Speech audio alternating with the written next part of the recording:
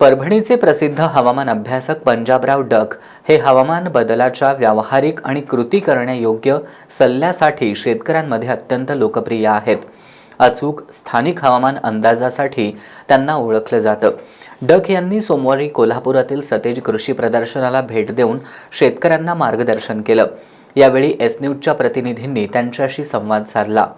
निसर्गातील बदल, पक्ष्यांच्या हालचाली, वाऱ्यांची दिशा आणि ढगांचे स्वरूप यावरून अचूकपणे हवामानाचा अंदाज ओळखणारे परभणीतील सुप्रसिद्ध शेतकरी आणि हवामान निरीक्षक पंजाबराव डक आज कोल्हापुरात आलेले आहेत। आपण त्यांच्याशी संवाद करून शेतीविषयक माहिती त्यांच्याकडून जाणून घेऊया। आपण कोल्हापुरात आलेला आहेत। हवामानाचा अतिशय अचूक आपण अंदाज व्यक्त करताय। तुमचा शेतीविषयी अभ्यास आणि हवामानाचं निरीक्षण कशा प्रकारे चालू झालं? नमस्कार, मी पंजाब डक। आज आहे 8 डिसेंबर 2025। सतेज कृषी प्रदर्शन कोल्हापूर पश्चिम महाराष्ट्रातलं सर्वात मोठं या ठिकाणी कृषी प्रदर्शन आहे आणि या ठिकाणी मीडियाच्या मार्फत मी शेतकऱ्याला थोडीफार माहिती देणार आहे। तर सरचा असा प्रश्न आहे की मला हा अभ्यास कधीपासून झाला, तर तुम्हाला एक सांगू इच्छितो। लहानपणी वडिलांसोबत 1995ला 8वीला शिकत असताना पाऊस कळत होता आणि शेतीविषयी छंद, वडिलांच्या शेतीपासून होणारं नुकसान, ह्या निसर्गाचा लहरीपणा, या लहरीपणापासून वडिलांच्या शेतीचं नुकसान व्हायचं। मग हे नुकसान काय व्हायचं की या हवामानाला सांगणारा असा अचूक कोणी नव्हतं। तर वडिलांसोबत शिकत असताना 1995 पासून अचूकपणे अंदाज स्वतःला कळू लागला। आपल्या हवामानाचा अचूक अंदाज तुम्ही कशावरनं ओळखताय? पक्षी, ढग किंवा इतर कुठलं वाऱ्याचं स्वरूप काय नेमकं तुम्हाला त्याच्यामध्ये? हवामानाचा अंदाज जर पाहायचा जर झाला तर तुम्हाला एक सांगू इच्छितो, उपग्रहाद्वारे सॅटेलाइटद्वारे पाहता येतो। पण उपग्रह सॅटेलाइट फक्त तुम्हाला सांगतो 2 दिवसाचा पाऊस येईल म्हणून सांगतात, पण तुम्हाला सांगतो 1 वर्षानं पाऊस पडणार, 1 वर्षानं थंडी येणार, हे उपग्रह दाखवत नाही। तर मी काय केलं की याचा अभ्यास म्हणजे ह्या निसर्गावर करत असतो। म्हणजे निसर्ग, माझं म्हणणं एक आहे, निसर्गातलं प्रत्येक प्राणी, पक्षी, झाडं हे पाऊस सांगतात, म्हणून शेतकऱ्यांनी जरा निसर्गावर प्रेम करायला शिका आणि निसर्गापासूनच अंदाज घ्यावी। पक्ष्यांच्या हालचालीवरून एखादं उदाहरण, खात्रीपूर्वक उदाहरण तुम्ही हवामान अचूकपणे ओळखता हे सांगू शकाल काय? तर पक्ष्यांच्या, प्राण्यांच्या हालचालीवरून तुम्हाला एक सांगू इच्छितो की शेतामध्ये समजा शेतकरी पावसाळ्यामध्ये बैल चारत असताना, धुऱ्यानं बैल चारत असताना जर बैल काय करतात, अचानक एखाद्या दिवस शेपूट पाठीमागे करतात आणि पळू लागतात, तसं बैलानं पळालं की आपण म्हणायचं 8 दिवसात पाऊस येणार आहे, म्हणून एक सगळ्यात सोपं कारण। आणि आणखीन एक झाडावरून कसा ओळखायचा तुम्हाला सांगतो। रामफळाचं झाड कोणाच्या घरी असतं, जानेवारी फेब्रुवारीमध्ये रामफळाच्या झाडाला फळं लागतात। रामफळाच्या झाडाला खूप फळं लागले आणि झाड वाकून गेलं की त्यावर्षी पाऊस कमी पडतो, त्यावर्षी दुष्काळ देखील पडतो। पण हे सगळ्यात महत्त्वाचं निसर्गातलं एक झाड सांगतं।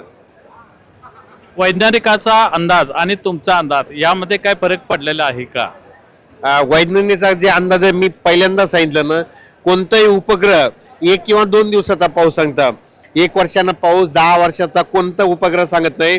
पण मी काय केलं, माझ्या शेतकऱ्यासाठी, माझ्या शेतकऱ्याचं या निसर्गाच्या लहरीपणापासून नुकसान होतंय, म्हणून 10-10, 15-15 वर्ष कसा पाऊस पडणार आहे, पुढच्या वर्षी कसा पाऊस राहणार, याचा मी निसर्गाच्या याच्याद्वारे अभ्यास करत असतो।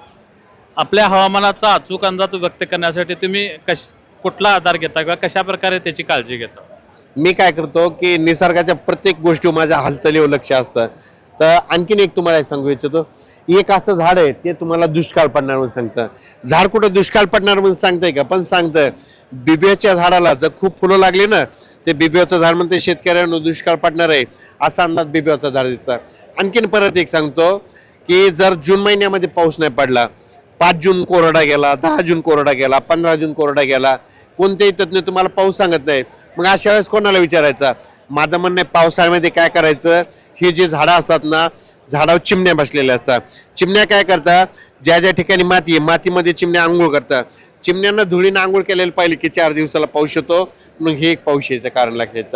आणखीन परत एक सांगतो, पावसाळ्यामध्ये तुम्ही आकाशात दिवस मावळत असताना काय होतं, दिवस मावळत असताना पावसाळ्यामध्ये तांबडा आभाळ होतं।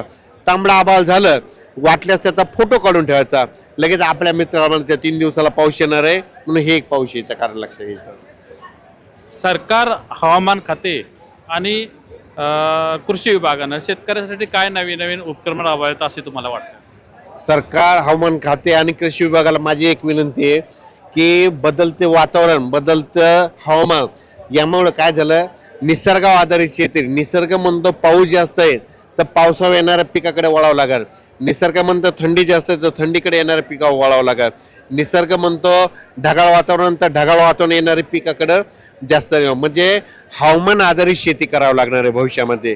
निसर्गाच्या विरोधात शेती केली तर खूप नुकसान होतं, म्हणून भविष्यामध्ये हवामान आधारित शेती करण्याचीच गरज आहे. तुमचा अनुभव पुढील पिढीसाठी पोहोचवण्यासाठी तुम्ही काय काय करणार आहे आता पुढे? तुमचं काय हे आहे? कल्पना काय? माझं कसं आहे माहिती आहे का, माझे व्हॉट्सअपचे 1200 ग्रुप आहेत. मी काय करत असतो, ज्या ज्या ठिकाणी शेतकरी जमते त्या ठिकाणी शेतकऱ्याला असं मार्गदर्शन, चर्चा, व्याख्यान करत असतो आणि त्याद्वारे शेतकऱ्याला म्हणतो की यापुढे तुम्ही तुमचं पाऊस कसं आहे ना हे तुम्ही तुमचाच अभ्यास करून शिका. आजच्या बदलत्या वातावरणात, हवामानामध्ये शेतकऱ्याला तुम्ही काय संदेश द्या? बदलत्या वातावरणामध्ये शेतकऱ्याला सांगू इच्छितो की काय होणार आहे. आता यापुढे तुम्हाला एक सांगत होतं, 2 वर्ष जास्त पाऊस पडणार आहे आणि 1 वर्ष कमी पडणार आहे. म्हणून काय करायचं, पिकाचं तुम्ही स्वतः नियोजन करायचं.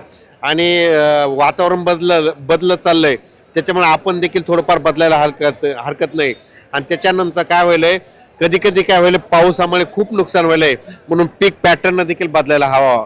म्हणजे आपण आपल्या भागामध्ये कोणतं पीक येऊ शकते, कोणतं पीक नुकसान व्हायलंय त्याच्यानुसार आपण पीक पद्धती निवडायला हवी. आपण अतिशय चांगली माहिती शेतकऱ्यांना दिली.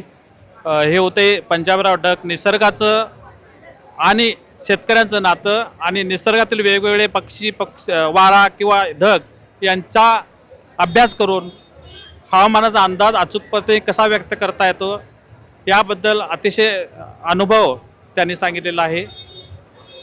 एस न्यूजसाठी कॅमेरामन विजय जाधवसह उत्तम पाटील.